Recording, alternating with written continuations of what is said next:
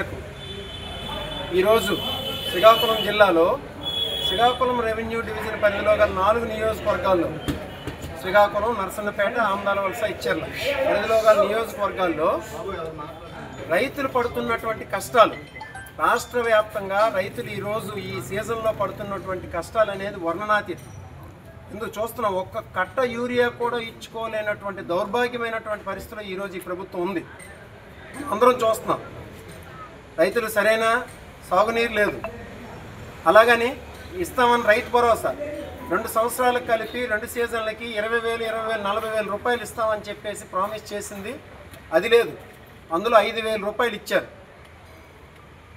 అలాగే యూరియా ఏంటండి, ఎప్పుడైనా గత ప్రభుత్వంలో 5 సంవత్సరాల్లో రైతు భరోసా కేంద్రంలో స్వేచ్ఛగా వెళ్ళి 1B చూపించి, ఆధార్ కార్డు చూపించి ఎన్ని యూరియా బస్తాలు కావాలంటే అన్ని యూరియా బస్తాలు తెచ్చుకునే పరిస్థితి అనేది ఉండేది గత ప్రభుత్వంలో.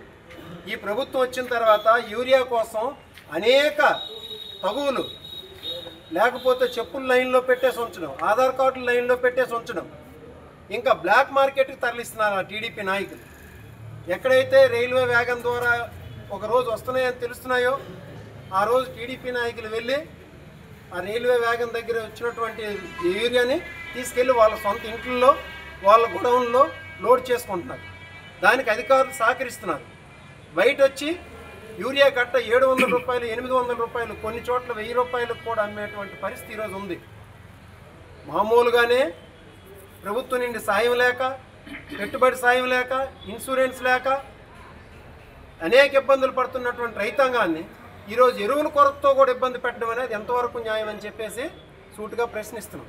ఈ సమస్యలన్నింటి మీద మా పార్టీ పిలుపు మేరకు ప్రతి నియోజకవర్గం నుండి రైతులను తీసుకొని వెళ్ళి కలెక్టర్ గారికి గ్రీవెన్స్ ఇస్తాం శాంతియుతంగా అని చెప్తే ఎక్కడికక్కడ పోలీసులు మమ్మల్ని గెరావ్ చేసి వెళ్ళనివ్వకుండా ఆపి అక్రమ అరెస్టులు చేసి దౌర్జన్యకాండను కొనసాగిస్తున్నారు.